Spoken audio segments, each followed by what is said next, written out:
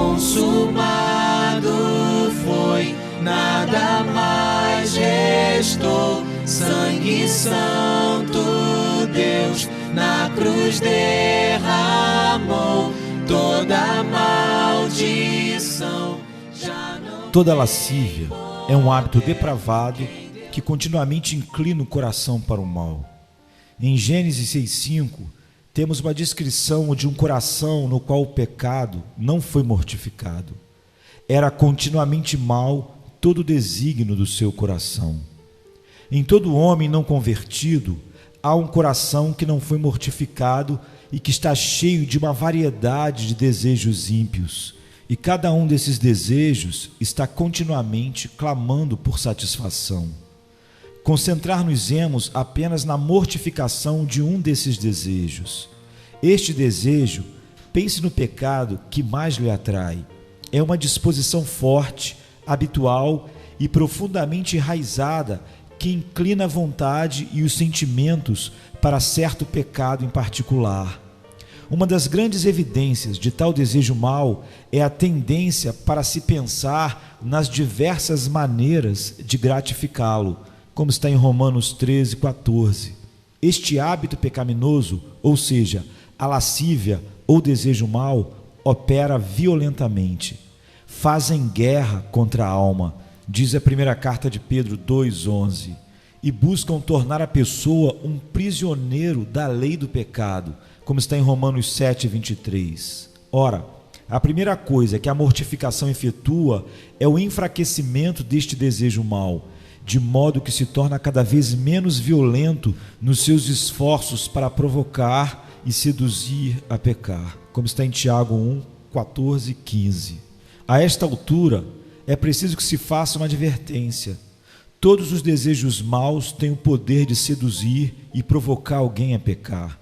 Porém, parece que não têm, todos eles, o mesmo poder.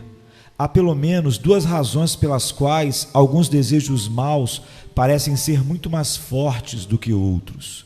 Em primeiro lugar, um desejo mau pode ser mais forte do que outros na mesma pessoa e também mais forte do que o desejo numa outra pessoa. Há muitas maneiras pelas quais este poder e vida extras são dados, mas especialmente isso ocorre por meio da tentação. Em segundo lugar, a ação violenta de alguns desejos maus é mais óbvia do que a de outros.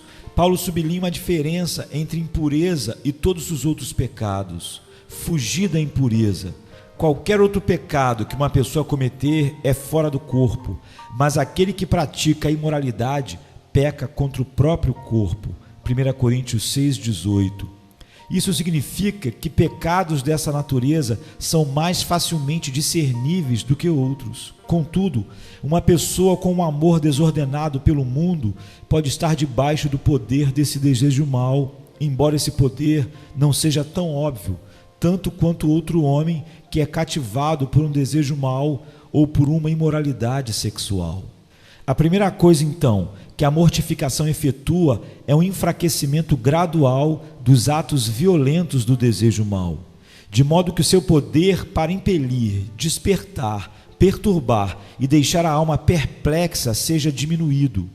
Isso é chamado de crucificar a carne com as suas paixões e concupiscências, como está em Gálatas 5:24. Esta linguagem é muito gráfica, como se pode ver na seguinte ilustração. Pense num homem pregado numa cruz. A princípio, o homem se esforçará, lutará e clamará com grande intensidade e poder. Depois de certo tempo, à medida em que vai perdendo sangue, seus esforços se tornam fracos e seus gritos baixos e roucos. Da mesma maneira, quando o homem se propõe a cumprir seu dever de mortificar o pecado, há uma luta violenta. Todavia, à medida em que a força e a energia do desejo mau se esvai, seus esforços e gritos diminuem. A mortificação radical e inicial do pecado é descrita em Romanos capítulo 6 e especialmente no versículo 6. Sabendo isto, que foi crucificado com ele o nosso velho homem. Para qual propósito?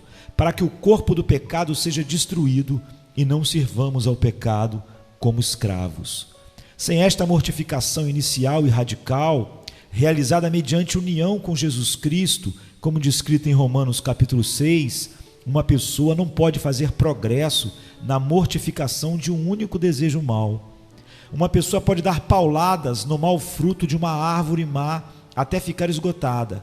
Porém, enquanto a raiz permanecer forte e vigorosa, nenhum grau de espancamento impedirá que a raiz produza mais frutos maus. Esta é a tolice que muitas pessoas praticam quando se dispõem com todo fervor a quebrar o poder de qualquer pecado em particular, sem realmente atacar e ferir a raiz do pecado, como acontece quando um cristão é unido a Jesus Cristo. John Owen, 1616-1683. Consumado foi, nada mais restou. Sangue santo, Deus na cruz derramou. Toda maldição já não